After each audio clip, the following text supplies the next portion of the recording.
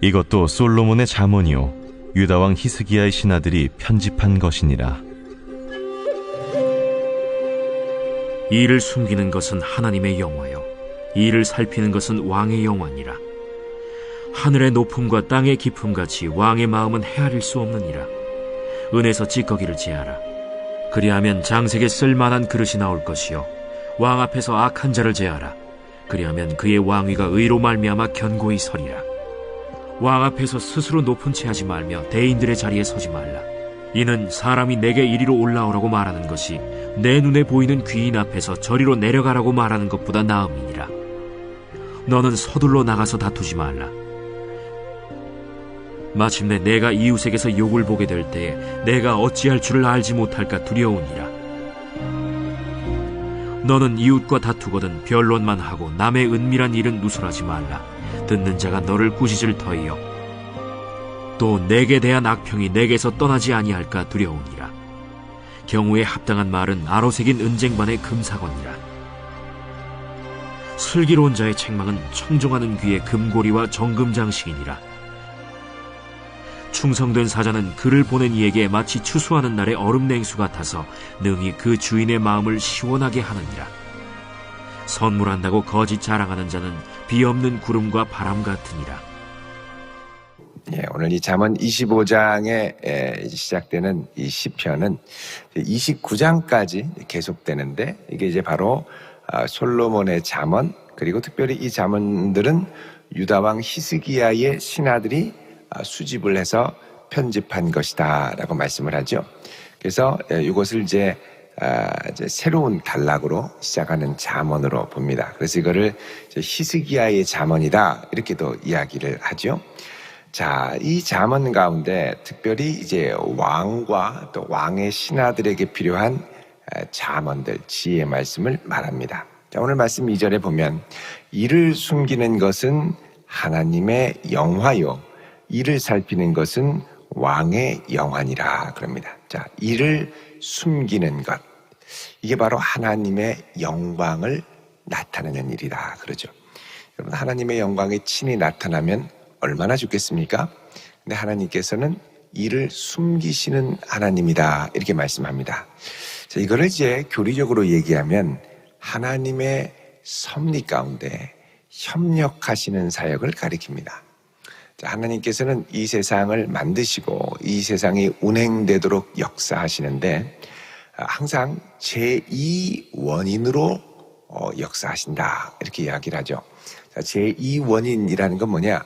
하나님이 직접 역사하시는 것이 아니라 하나님이 이 땅에 만드신 피조물, 피조세계를 통하여 역사하실 때 이걸 제2원인을 통해 역사하신다 이렇게 합니다.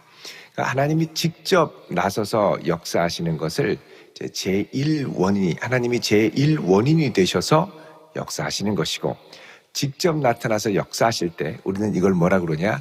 기적이라고 합니다. 보통은 하나님이 세우신 자연 법칙을 통해 세상에 바람도 불고 눈도 내리고 천둥 번개도 치고 봄, 여름, 가을, 겨울이 오고 해가 뜨고 지고 이렇게 되죠. 근데 가끔씩 하나님이 친히 나타나셔서 자연 법칙을 깨고 역사하실 때가 있죠. 그래서 이것을 우리는 기적이라고 합니다. 우리의 생활 가운데 하나님의 기적이 날마다 나타나면 참 좋겠습니다만, 하나님께서는 이 세상에 만드신 자연 법칙을 깨고 직접 개입하실 때도 물론 있지만, 많은 경우에는 하나님이 만드신 이 피조 세계 가운데 하나님이 세우신 피조물, 사람, 또 자연, 그리고 자연 법칙 가운데 그것을 통하여 합력하여 선을 이루시는 역사를 우리가 볼 수 있다는 겁니다. 그래서 미련한 자의 눈에는 하나님의 역사하심이 보이지 않습니다. 그러나 믿음으로 살고 기도하며 주의 은혜를 구하는 자들에게는 그 배후에서 역사하시는 하나님의 손길이 보이기 시작하죠. 그래서 이 감추었던 일, 그러니까 하나님은 역사하실 때 감추어서 일하십니다. 성령께서도 우리 가운데 역사하실 때 감추어서 일하시죠.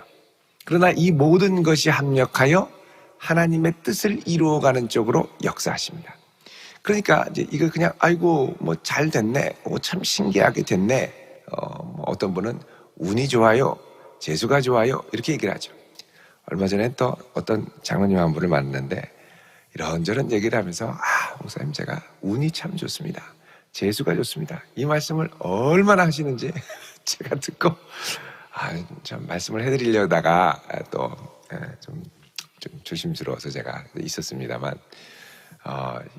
이렇게 생각하는 분들이 많습니다. 운이 좋고 재수가 좋고, 이 운도 좋고 재수도 좋고 세상 사람들이 볼 때는 운과 재수지만 우리는 그 배후에 역사하신 하나님의 손길을 믿고 고백하는 것이죠.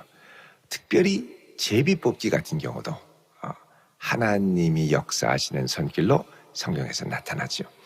요나가 도대체 누가 이렇게 하나님의 말씀을 듣지 않고 우리에게 이렇게 어려운 풍랑을 일으키게 하는 자냐? 제비 뽑을 때 딱 요나가 걸려서 바다에 던져지죠. 또 이제 예수님께서 부활승천하신 후에 12제자 중에 이제 가룟 유다를 대신할 제자를 뽑게 되는데 그때도 제비 뽑기로 뽑습니다. 그러니까 제비를 통하여 역사하시는 하나님의 손길. 우리가 생각할 땐 제비는 완전히 운이고 완전히 재수일 수 있으나 그 가운데서도 역사하시는 하나님의 손길을 우리가 고백하는 것입니다.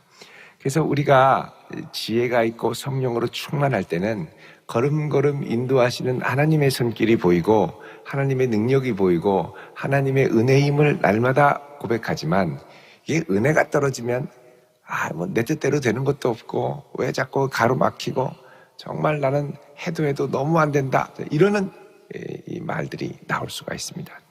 하나님이 막으실 때는 왜 하나님이 막으실까? 하나님 앞에 기도하며 지혜를 구해야죠. 근데 진짜 운이 없다, 재수가 없다, 왜 쟤는 잘 되고 나는 안 되고 비교하고 원망하고 그렇게 간다는 거죠. 그래서 이 숨겨진 일 가운데 하나님의 역사를 맛보고 이게 이제 드러날 때 우리는 어떻게 하냐? 하나님께 영광을 돌리게 됩니다. 그래서 이 일을 숨기시는 것은 하나님의 영광에 속한 일이고 그 다음에 이를 살피는 것은 왕에게 속한 영광이니라. 그러니까 왕은 뭐 하는 사람이냐? 내 뜻대로 일을 좌지우지하는 사람이 아니라 우리의 일상 가운데 나라의 통치의 상황 가운데 숨겨진 하나님의 영광을 찾아서 드러내는 역할을 하는 사람. 그래서 우리도 왕 같은 제사장으로 이 땅을 살아가면서 숨겨진 하나님의 섭리를 드러내고 숨겨진 하나님의 역사를 찾고 그것을 높이고 또 구해야죠. 하나님 이 가운데 숨겨진 주의 뜻을 알기 원합니다. 그래서 늘 하나님의 손길을 살피며 주님께 영광을 돌리며 주의 은혜를 구하는 것, 이거는 왕에게 속한 일이다. 그러니까 우리가 이 땅을 살아가면서 하나님의 은혜를 구하는 동시에 그분의 은혜가 우리 삶에 어떻게 펼쳐질까를 눈을 뜨고 살펴야 될 의무도 함께 있는 것입니다. 하나님은 역사하시고 그러나 때로는 그것이 너무 은밀하고 감춰있기 때문에 우리가 다 헤아리지 못하지만 그러나 그것을 살피는 것은 왕의 역할이다 이렇게 말씀을 하죠.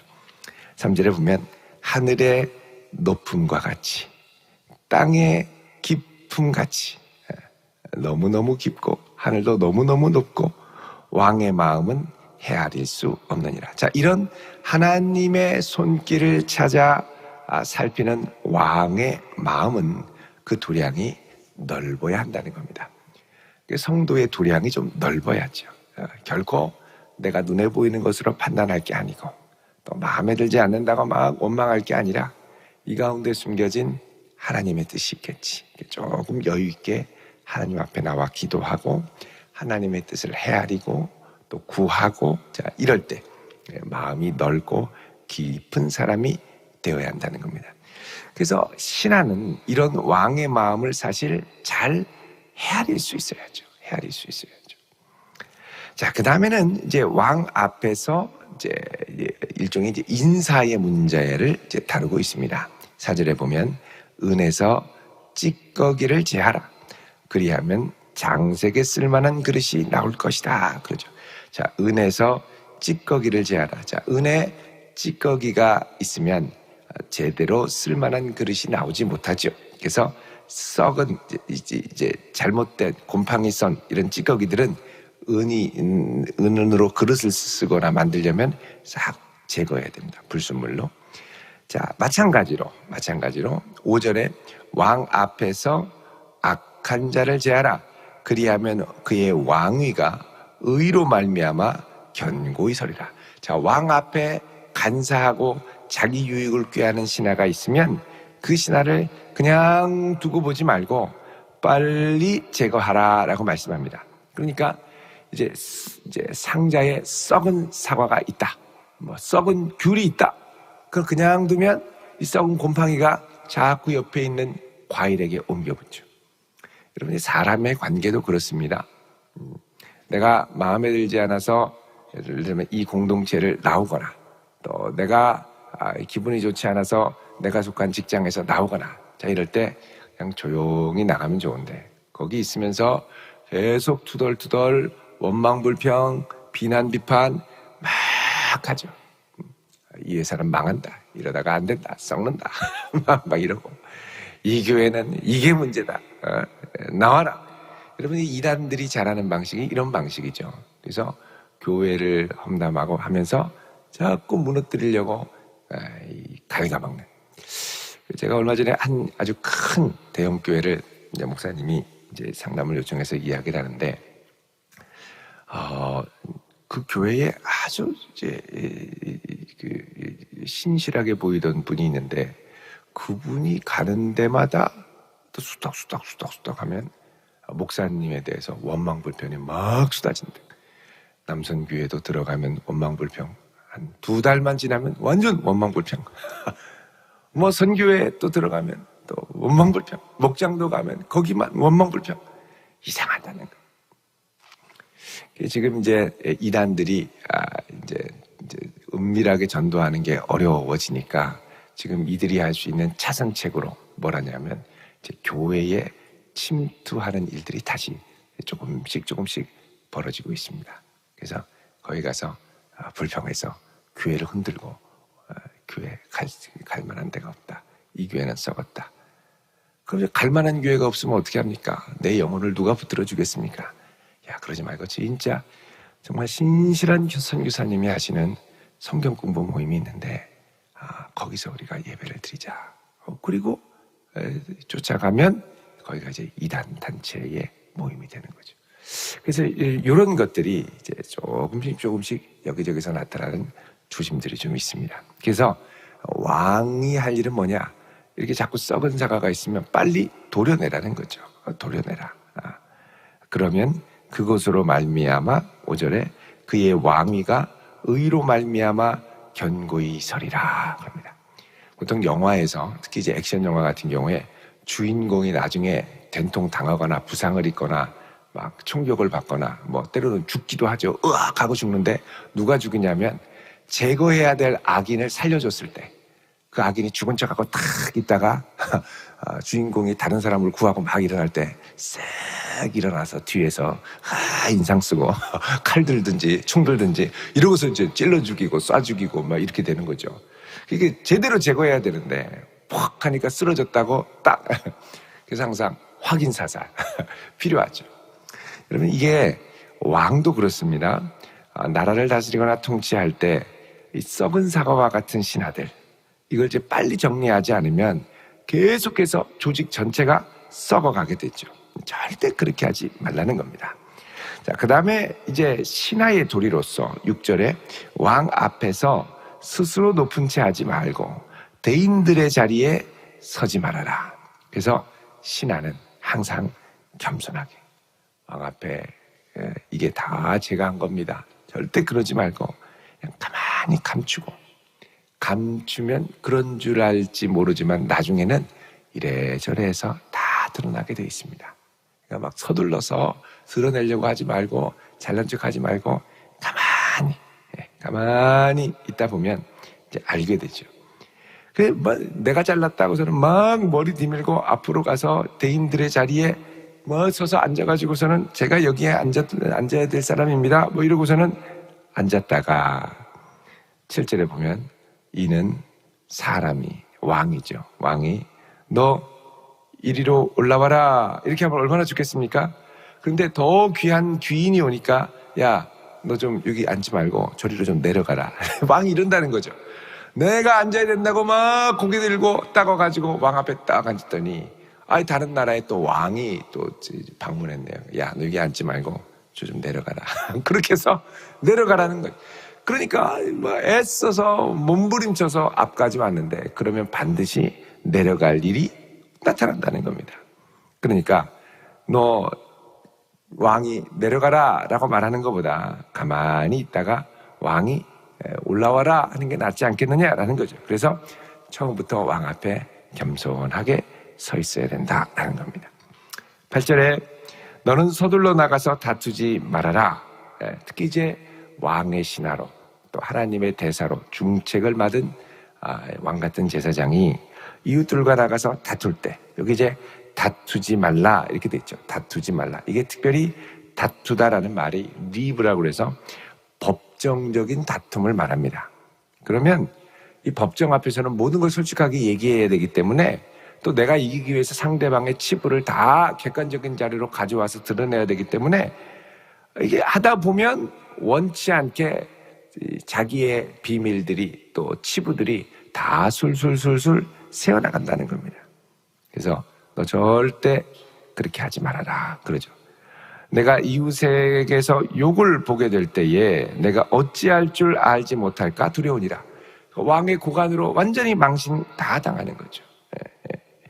옛날에 이 아주 유명한 디자이너가 있었죠. 근데 그분이 아주 유명한 아주 고상한 외국 이름을 갖고 앞에 뭐 외국 이름을 하고 뒤에 이제 자기 성을 딱 이렇게 해서 아주 우아한 줄 알았는데 이 국회 청문회 또 법정에 가서 당신 이름이 뭡니까? 그랬더니 아주 옛날에 촌스러운 이름을 딱 이야기를 하더라는 겁니다. 그러니까 법정에 가면 그러니까 그게 또 화제가 돼서 뉴스에 나왔어요. 신문에 나오고 본명 누구. 그런데 그 다음부터 사람들은요 이분의 그 고상한 이름을 기억하는 게 아니라 그 시골 이름 원래 누구였어? 이런 식으로 되는 거죠. 그러니까 이게 법정에서 결국은 다 드러나게 된다는 게 지혜죠, 지혜. 9절에 너는 이웃과 다투거든 변론만 하고 시시비비를 가리는 일만 하고 남의 은밀한 일은 누설하지 말라. 그러니까 말하다 보니까 네가 지난 여름에 했던 일, 재작년에 했던 일, 10년 전에 했던 일, 코 흘리게 때 했던 일, 뭐 이런 일을 다 얘기하는 거예요. 절대 좋지 않다는 겁니다. 그러면 10절에 듣는 자가 너를 꾸짖을 터이요 내게 대한 악평이 떠나지 아니할까 두려우니라. 결국은 그 사람의 신용과 크레딧이 다 깎이게 된다는 겁니다. 그래서 11절에 참 중요하죠. 경우에 합당한 말은 아로새긴 은쟁반의 금사관이라. 얼마나 아름다운지요. 경우에 합당한 말, 하나님의 뜻을 이루는 말, 하나님의 의를 이루는 말. 여러분 이런 말을 할 수 있는 지혜를 구할 수 있기를 축원드립니다. 절대 내 감정이 나서서 막 얘기하다가 지난 5년, 10년, 20년, 30년 전 것까지 다 끌어내가지고 토하는 것이 아니라 기쁘게 시시비비만을 가리고 그를 높이고 존중해 줄 수 있는 그런 지혜로운 성도가 되어야 한다는 것이죠. 자, 12절에 슬기로운 자의 책망은 청종하는 귀의 금고리와 정금 장식이니라 그럽니다. 자, 경우에 합당한 말과 함께 또 뭐가 있냐면 슬기로운 자의 책망을 청종할 수 있는 귀. 여기서 중요한 건 귀입니다. 귀. 청종하는 귀. 슬기로운 자의 책망을 들을 수 있는 귀가 있고 못 듣는 귀가 있다는 거죠. 근데 들을 수 있는 귀는 제대로 들으면 그게 결국 금고리와 정금장식과 같이 그를 빛나게 하고 아름답게 한다는 겁니다. 그러니까 잘 들을 수 있는 자는 겸손한 자고 잘 들을 수 있는 자는 자기 자신을 돌아볼 수 있는 자고 잘 들을 수 있는 자는 듣고 행할 수 있는 자인 거죠. 그래서 들을 수 있는 귀를 가져라. 우리가 평생 기도해야 될 제목 중에 하나는 주여 경우에 합당한 말을 하는 입술과 청종하는 귀를 주옵소서. 정말 우리가 평생 살면서 기도해야 될 중요한 부분입니다.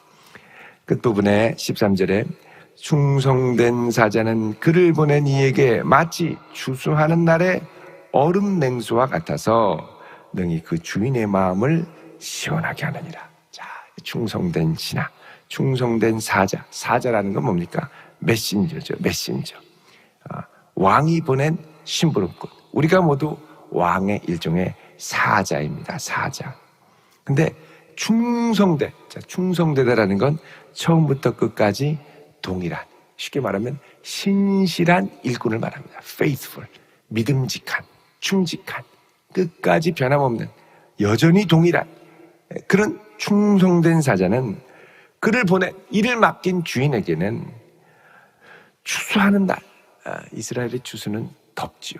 여름에 이제 5월, 그리고 이제 오순절 같은 경우는 7월, 8월, 막 이때 무더울 때지 하는데, 얼음 냉수와 같아서 능히 그 주인의 마음을 시원하게 한다. 시원하게 한다. 여러분, 얼마나 주인이 믿을만하고 이런 일꾼만 있으면 정말 마음이 편하죠. 여러분, 맡기고도 불안하고 잘했나 하고 막 안달복달 못하고 맨날 전화해서 확인하고 제대로 한 거 맞냐 의심하고 이러면 안 되죠. 주님이 딱 맡기시면 알아서 하겠지. 나중에 보면 정말 물어볼 필요도 없을 정도로 요셉같이 충성된 일꾼. 여러분, 우리가 주님 앞에 이렇게 처음부터 끝까지 신실할 수 있는 백성 될 수 있기를 바랍니다. 그래서 우리 주님 마음을 시원하게 해드리고 나중에 천국에 갈 때 주님께서 야, 너 때문에 내가 이 땅에 있는 동안 얼마나 마음이 시원하고 흐뭇했는지 모른다. 이런 칭찬 받을 수 있기를 축원드립니다. 야, 내가 너를 이 땅에 보내면서 하여간 1초도 눈을 뗄 수가 없다. 얼마나 불안한지. 너는 시한폭탄이다. 이러면 얼마나 민망하겠습니까? 주님 앞에 기쁘고 충성된 자로 아름답게 잘 서는 백성 될 수 있기를 주의 이름으로 축원드립니다. 기도하겠습니다. 거룩하신 아버지 하나님, 우리가 보이지 않는 곳에도 일하시고 온 만물을 통하여 하나님의 선한 뜻을 이루어가기를 기뻐하시는 하나님, 오늘 이 아침 아버지의 뜻이 우리의 부족한 걸음을 통하여 온전히 이루어지기를 원합니다. 우리 안에 찌꺼기를 제하시고 거룩하신 하나님, 지혜로운 말 듣는 귀를 허락하사 주님께서 우리에게 맡기신 것들을 충성되이 감당하는 얼음 냉수와 같은 귀한 일꾼으로 세워 주옵소서. 예수님의 이름으로 기도드리옵나이다. 아멘.